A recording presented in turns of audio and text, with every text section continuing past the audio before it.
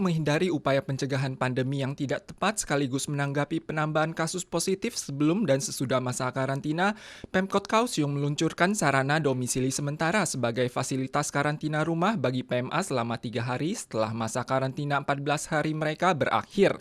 Layanan ini disediakan secara cuma-cuma sambil menunggu hasil pemeriksaan mereka.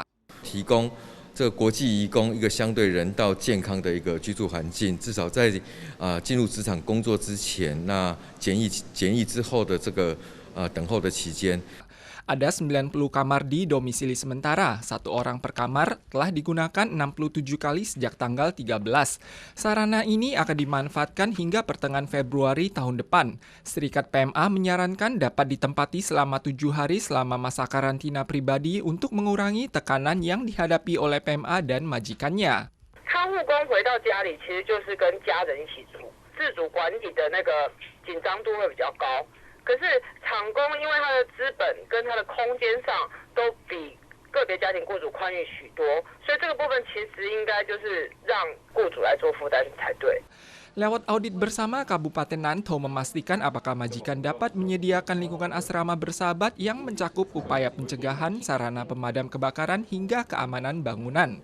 如果说有不符合规定的部分我们都会要求这些业者来进行相关的改善。 Jumlah kasus PMI bertambah banyak sehingga pemerintah kota dan kabupaten waspada dan meningkatkan perusahaan untuk melaksanakan upaya pencegahan serta memahami kondisi kesehatan pekerja agar PMA dapat menjaga diri dalam lingkungan asrama yang aman. 8 dari 52 anggota tim balet Rusia yang diundang ke Taiwan positif tertular. Seluruh pertunjukan di Taiwan dibatalkan. Kecuali manajer, semua anggota diantar ke lokasi karantina secara terpisah. Selain ke-8 anggota yang tertular, ke-44 lainnya akan dibagi menjadi 3 kelompok untuk naik pesawat meninggalkan Taiwan tanggal 18. 他明天大概会分3个航班，就是会到3个不同的目的地。 那我们会尽量的安排，那就是说让他们在飞机上面跟其他旅客有区隔，然后有专门的厕所，那另外专用厕所，另外他们全程都要戴口罩。 让他们可以平安的飞回去。 Menurut informasi dari pihak penyelenggara, anggota tim tersebut pernah diperiksa 2 kali oleh tim medis RSU Veteran Taipei. Pihak manajer sanksi akan hasil pemeriksaan. Terkait hal ini, pakar dalam negeri merasa uji coba asam nukleat PCR dapat dibuktikan dan peluang kesalahannya sangat rendah. Kedua kali hasil tes berbeda mungkin karena sampel pertama terlalu sedikit sehingga tak berhasil menemukan virus.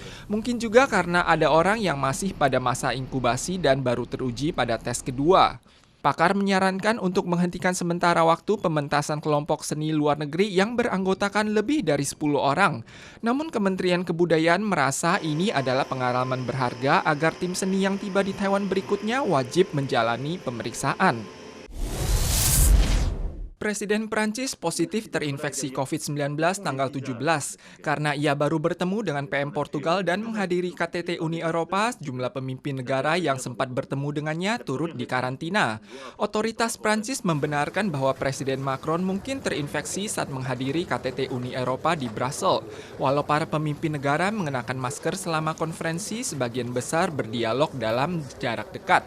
Jumlah penderita baru di Amerika tanggal 16 melampaui angka 240.000 orang. Jumlah pasien pada rumah sakit juga mencatat rekor tertinggi. Jumlah ranjang untuk penyakit akut di Los Angeles, California hanya tersisa 100 buah. Jumlah penambahan kasus per hari di Korea Selatan tanggal 15 mencapai 1.078 kasus.